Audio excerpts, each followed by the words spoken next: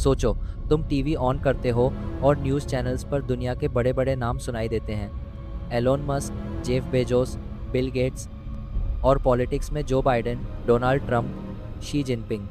ये सभी लोग पावरफुल लगते हैं, लेकिन असली पावर इनके पास नहीं है। दुनिया का असली कंट्रोल एक ऐसी कंपनी के हाथ में है जिसका नाम आम आदमी ने शायद कभी सही से सुना भी नहीं।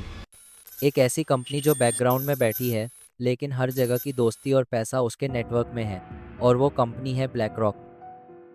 ब्लैक रॉक की स्टोरी शुरू होती है 1988 से, जब एक आदमी, लैरी फिंक, अपनी लाइफ के सबसे बड़े फेल्योर के बाद फिर से उठने की कोशिश कर रहा था। लैरी एक इन्वेस्टमेंट बैंकर था जिसका करियर एक गलती की वजह से लगभग खत्म हो गया था। उसने एक रिस्की ट्रेड लिया जिसमें उसकी कंपनी को $100 मिलियन का नुकसान हुआ। ये नुकसान सिर्फ पैसे का नहीं था, बल्कि उसके करियर और रेपुटेशन का भी था। लेकिन लैरी ने डिसाइड किया कि वो अपनी गलती को अपनी ताकत बनाएगा। उसने एक नई फर्म बनाई जिसका मकसद था रिस्क को कंट्रोल करना और फाइनेंस के गेम में हमेशा ऊपर रहना। इसी सोच से ब्लैक रॉक शुरू हुआ, और धीरे धीरे लैरी फिंक ने अपनी इमेज एक कॉशियस, स्मार्ट और एनालिटिकल लीडर की बनाई। उसने एक चीज़ समझ ली, दुनिया भर के बड़े इन्वेस्टर्स जैसे पेंशन फंड्स, इंश्योरेंस कंपनियां और गवर्नमेंट्स अपना पैसा मैनेज करने के लिए एक ट्रस्टवर्दी पार्टनर ढूंढ रहे थे। लैरी ने ब्लैक रॉक को उनके लिए सेफ हैंड्स बनाकर प्रेजेंट किया, लेकिन असली गेम चेंज हुआ जब ब्लैक रॉक ने एक चीज़ बनाई, अलादीन। अलादीन अलादीन एक कंप्यूटर सिस्टम है, लेकिन नॉर्मल सॉफ्टवेयर नहीं।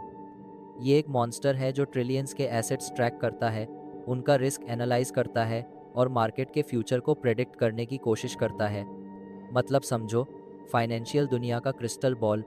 आज के टाइम में अलादीन के अंडर $20 ट्रिलियन से ज़्यादा एसेट्स मॉनिटर होते हैं। सिर्फ ब्लैक रॉक के नहीं, बल्कि दूसरे बड़े बैंक्स, गवर्नमेंट्स और कॉरपोरेशंस भी अपना पैसा मैनेज करने के लिए अलादीन यूज़ करते हैं। मतलब उनका डेटा, उनके इन्वेस्टमेंट्स, उनके सीक्रेट्स, सब कुछ ब्लैक रॉक के सिस्टम में जाता है। सोचो ज़रा, एक कंपनी के पास दुनिया के लगभग हर बड़े इन्वेस्टर का डेटा हो, हर रिस्क रिपोर्ट हो, हर फाइनेंशियल पल्स का कंट्रोल हो, तो वो कंपनी सिर्फ एक प्लेयर नहीं, बल्कि पूरे गेम की रेफरी बन जाती है। यही ब्लैक रॉक का असली वेपन है। 2000 एंड्स के शुरू में ब्लैक रॉक स्टेडिली ग्रो कर रहा था, लेकिन 2008 के फाइनेंशियल क्राइसिस ने इस कंपनी को एक मॉन्स्टर बना दिया। जब लेहमैन ब्रदर्स गिरा, बैंक्स कोलैप्स होने लगे और दुनिया के फाइनेंशियल मार्केट्स तबाह हो रहे थे, तब यूएस गवर्नमेंट और फेडरल रिजर्व ने किसको बुलाया? ब्लैक रॉक को। ब्लैक रॉक को कॉन्ट्रैक्ट्स दिए गए ताकि वो डिसाइड करे कि कौन से टॉक्सिक एसेट्स बिकने चाहिए, कौन से बैंक्स को बाइल आउट मिलना चाहिए और कौन सा फाइनेंशियल इंस्टीट्यूशन बचाया जा सकता है। मतलब सोचो, एक प्राइवेट कंपनी डिसाइड कर रही थी कि ग्लोबल इकॉनमी के विनर्स और लूजर्स कौन होंगे। ये रोल नॉर्मली गवर्नमेंट या रेगुलेटर्स का होता है, लेकिन उस वक्त ब्लैक रॉक ने ये सीट ले ली। और जब डस्ट सेटल हुई, तो सबसे बड़ा विनर आम लोग नहीं थे, सबसे बड़ा विनर था ब्लैक रॉक। 2008 के बाद से ब्लैक रॉक का साइजेस और पावर एक्सपोनेंशियली बढ़ने लगा। हर क्राइसिस के बाद वो और ज़्यादा पावरफुल होता गया।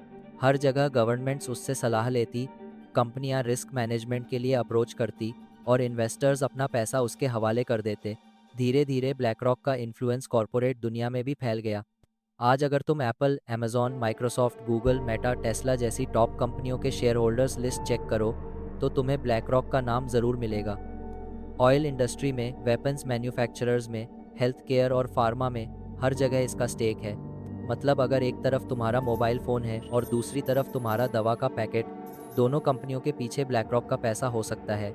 ये इन्फ्लुएंस सिर्फ पैसे तक लिमिटेड नहीं है। जब तुम एक बड़े शेयर होल्डर होते हो, तुम्हारे पास वोट होता है। तुम कंपनी के बोर्ड डिसीजन को इन्फ्लुएंस कर सकते हो। ब्लैक रॉक इस पावर का यूज़ करके अपना एजेंडा पुश करता है।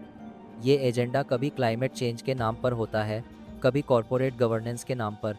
लेकिन असली पावर ये है कि ब्लैक रॉक बिना अपना पैसा रिस्क किए दूसरों के पैसों से दुनिया की सबसे बड़ी कंपनियों में अपनी आवाज़ रखता है। और सबसे डेंजरस बात, अकाउंटेबिलिटी ज़ीरो। ब्लैक रॉक ना इलेक्टेड है, ना पब्लिक के लिए आंसरबल। ये अपने क्लाइंट्स के नाम पे पैसा मैनेज करता है, लेकिन उस पैसे का फाइनल कंट्रोल और इन्फ्लुएंस उसके हाथ में होता है।